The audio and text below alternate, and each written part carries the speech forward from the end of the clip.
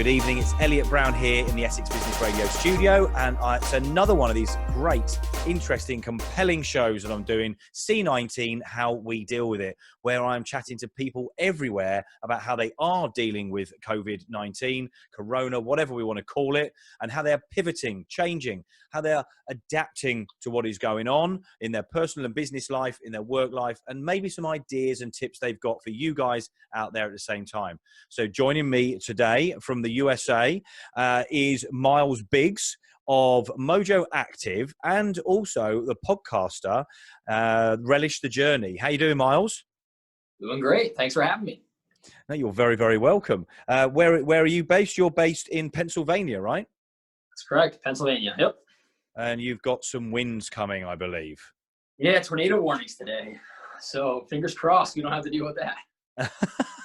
So I just did another, as I said to you before we started recording, I did another podcast, and yeah, it seems like there's some serious winds coming in to hit the States. So not only are you having to deal with a virus, but you're having to deal with the sort of the force of the gods at the same time. It's all going on. Yeah, and you mentioned that other person you talked to is from South Carolina, and oddly enough, a perk of working from home, right, is I can just wear my T-shirts. And this is from a grocery store in South Carolina. Piggly Wiggly is the name of the store. Very cool. So there you go. Find it all together. Very cool. So you again, like quite a number of people that have come on to do this with me. They've answered a post I put out on the podcast community group. So I appreciate you that, and I appreciate your time and coming on. Thank you. Thanks very much for that. You are you do social media marketing and stuff for a company which is Mojo Active. That's changed. You've done your podcast. Tell me a little bit about what you do in your day job and in your podcasting job as well, or podcasting role. Sure. So my day job is, as you said, a marketing agency called Mojo Active. Yep. It's an integrated marketing agency located here in Pennsylvania. My role there is as director of digital marketing. Yep. So it's social media, it's search engine optimization, pay-per-click, geo-targeting, anything that's digitally encompassing marketing. That's what my team is doing. Yep. We added podcasting to that at the end of last year. Right. And we launched a podcast for the agency at the beginning of this year, just a few months before COVID-19 hit. Right. And so we're working remotely. We have clients calling, emailing, texting, right? Questions. They're concerned. Every day there's new information coming out. And so we pivoted the podcast for the agency from one show a week to doing one every single day. Right. And it was a way for us to speak directly to our clients through just emails to our client list. Yeah. But then also we put it out on social media just to reach anybody in business with some free content of what we're seeing from our seats in an agency, because we're in a unique spot where we can see into lots of different business verticals, not just one, to see what trends we're seeing and then share some advice with the world of what they can do to make the most out of this weird time. As weird as that sounds, right? People are dying. So I don't want it to sound too opportunistic, but people are running businesses at the same time, and you want to stay operational. You got to figure out a way to still make money while all this is happening. And that's what we're doing with that podcast. Very much so. And listen, it's not a morbid thing, yes, okay, there's this is going on in the world, but as I've said before, where there's disruption and change, there is definitely opportunity, and by the sounds of it, and I like the fact that the business that you work for was already into our podcast, and we had a little chat about this before we started recording, that there seems to be more of a traction in the USA for businesses to get into doing the podcasting thing. It's been big in the States for quite a while now. So you've gone, okay, we've got this platform. Thankfully, we're already on it. And that gives you the ability to get out, as you said, what you want to tell, or what you want to say to people, that not just your clients, but people that are generally interested in what you guys do. Yeah, you were talking about how you've seen podcasting as an opportunity to grow your network, right? Yes. And in business, it's the same thing. So our podcast for Mojo Active is called Integrate and Conquer, if anybody is interested in that, talking about how you can integrate different areas of marketing to conquer your business goals.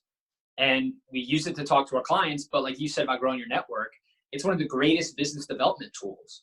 Yeah. Because if you want to call on a new client, you could send them a link to a podcast that's relevant to their industry. They might happen to find you, and they're going to get to listen to your voice, hear your personality, hear your approach to things. By the time you pick up the phone and connect with them, or they call you, you shorten that sales cycle because there's already that familiarity. And podcasting is just a great way to do that. That, like you mentioned, businesses don't always think about it that way. Yeah, definitely. And you do a podcast of your own as well, right? Yeah, so that's where I got started. About 3 years ago, I started a podcast called Relish the Journey, simply because I love podcasting and figured, what the hell, it can't be too hard to do, right? I should just give it a shot. Started interviewing, like, literally my mom and dad and sisters and cousins just to get used to it and everything. Yeah. And it's just really highlighting all the really extraordinary stories that ordinary people have to tell. You know, a business podcast and other real influencer type people, they're interviewing other folks that are at that high level with them. Sure. And I'm interviewing people that are just in the thick of everyday life, but are still really doing some really awesome things and documenting their path and how they've journeyed towards their success, right? So that's what that show's about. Yeah. And so I've upped that show from doing just one a week, that's an interview type show, to 2 a week, where I do one at the beginning of the week. That's just me sort of riffing on motivational ideas and personal development topics that I'm really into, that just sharing those ideas with everyone.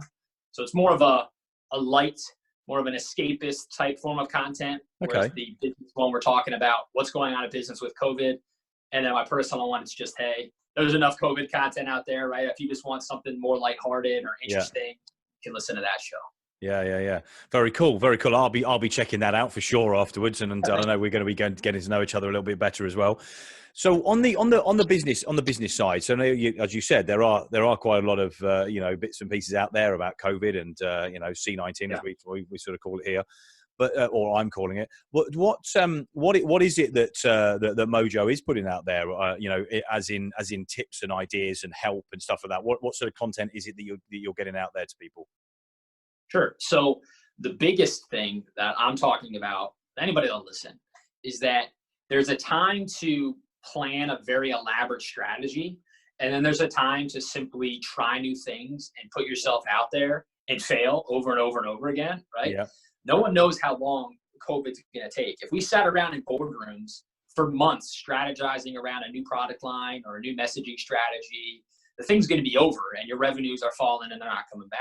Yeah. We've got to be very quick on our feet. We've got to be able to pivot.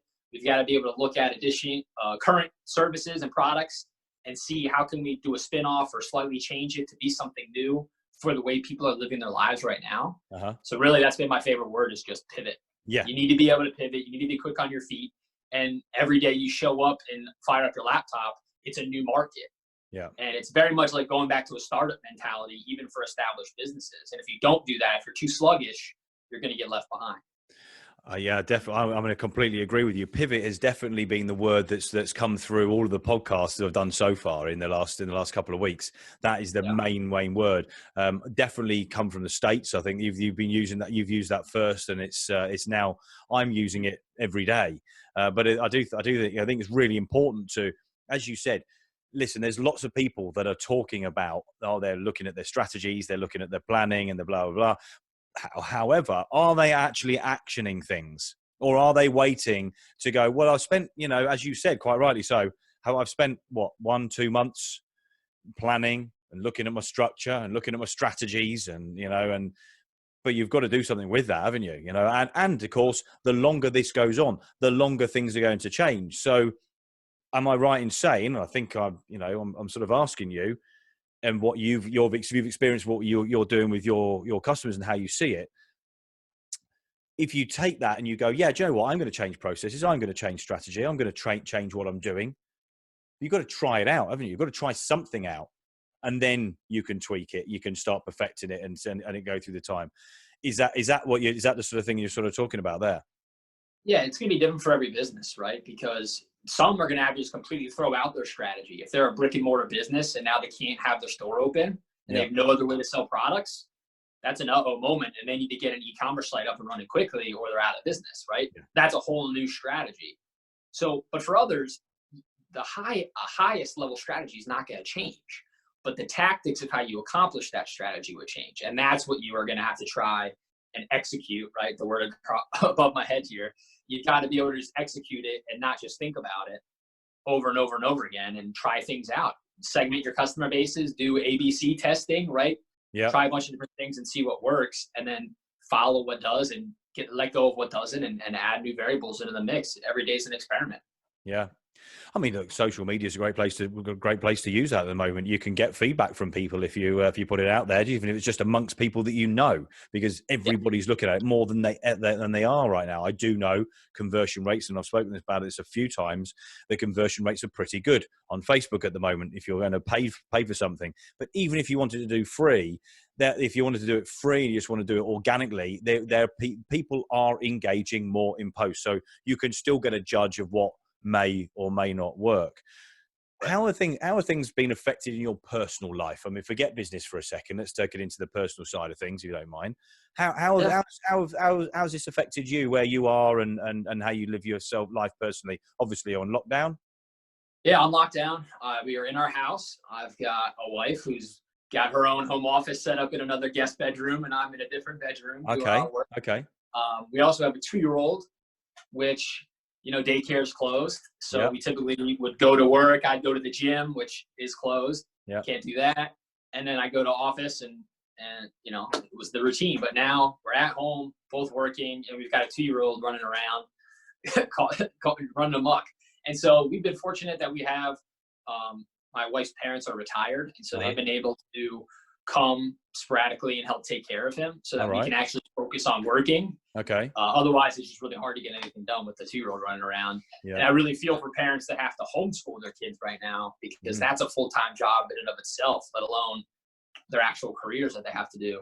Oh. So it's wild. But so that's about it. Just we went from going into the office to now the home is the office.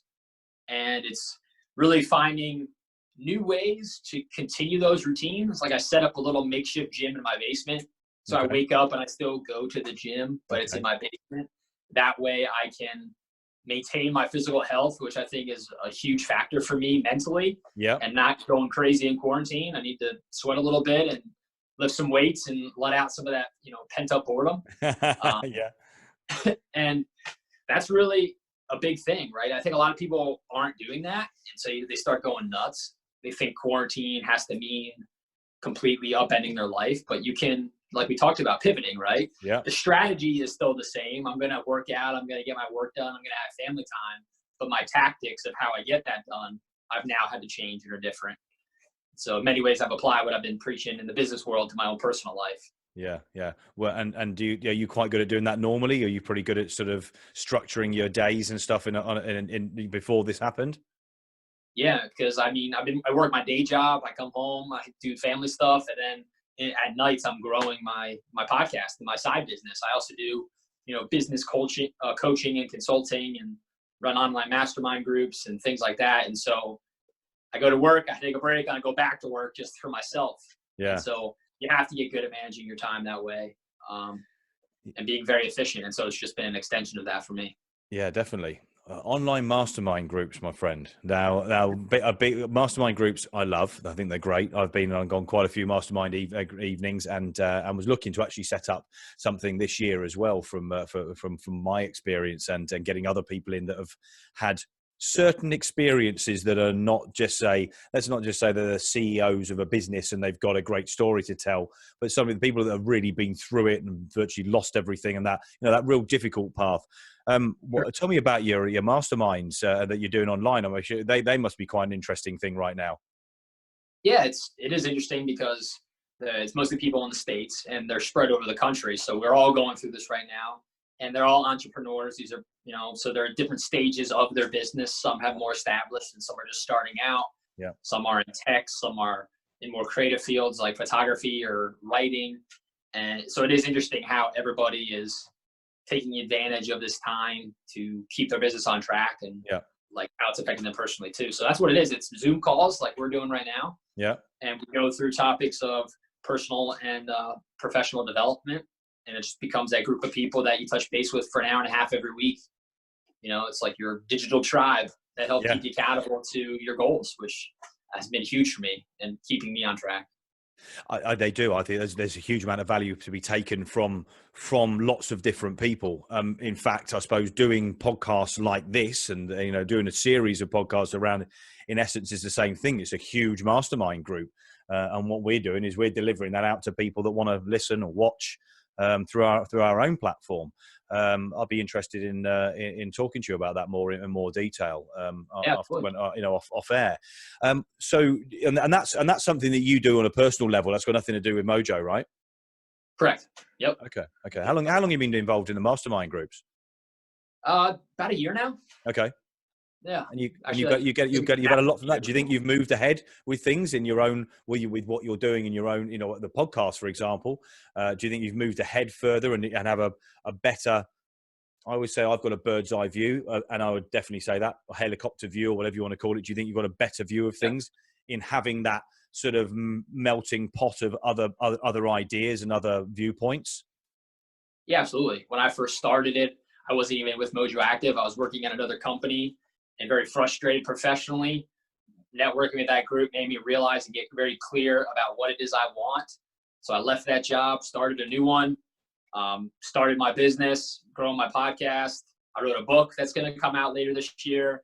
I have a TED Talk that's going to happen later this year once the event can be rescheduled with coronavirus. Yeah. Because I got postponed. So all that in a year. It's been a wild year, but I really attribute a lot of that to that focused attention on myself through that group and really making sure they're holding me accountable to what I want to do. It becomes more than just stuff in your head when you say it out to the group and then they send it back to you. Yeah. You don't want to be the guy that shows up to the call and be like, no, I didn't do it. You stay focused. Yeah, great. Mate, there's a hell of a lot to be said for doing that. And, kudos for you to get involved in that and develop. I personally find it easier to do the self-development in the way you're doing it by having lots of people and talking to them than I do about reading books. I must admit, I'm not one for reading a book, although that's a bit of a downfall. I believe that all entrepreneurs or the best ones do. So I need to get reading, but I soak up a lot from other people by talking to people, I suppose. So we all have our ways of doing it, but I think I'll probably need to get into some books. So I'll suggest audiobooks to you then, if you don't like, if you can't. Because it's like a podcast, right? It's just listening to audiobooks. I find with doing that, I'm able to do a book a week. Yeah. Which is awesome. Yeah. And you can cram a lot of information in your brain that way. Yeah, definitely. I will be doing that. Well, there's a hell of a lot to be taken from what you've said today. Thanks very much for joining me. I could definitely talk to you for quite a long time. In fact, I believe we will be talking more moving forward. Genuinely, really appreciate you. Thanks very much for coming on and talking about the podcasting and obviously on the marketing side as well. And the mastermind groups, I think, absolutely urge people to go out there and find some, because I guarantee you there's some really good groups that are being set up off the back of things like this because they're not meeting. So you've probably got an opportunity to get involved with mastermind groups. If you didn't know what they were before, this is probably a good time to get involved in them, I would have thought. Yeah. A little phrase I've been saying is that social distancing does not have to mean isolation. Just because we can't be in the room with one another, there's so many ways to find a group of people that can support you and you're not alone.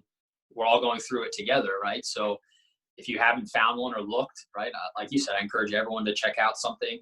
That's what's cool too. It doesn't even have to be in your backyard. No. Right? We're talking across oceans right now, thanks to the internet. So literally it can be anywhere and with anyone. Absolutely. Well, a great note to end on there. Honestly, thank you very much for your time. Really appreciate it. Where can people find you?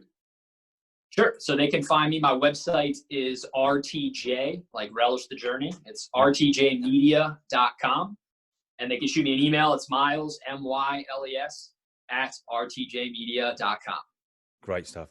Well, thanks again, Myles. Really appreciate the time, and I shall get to know you a little bit better off air. That's Myles Biggs there from the US and Pennsylvania in the USA.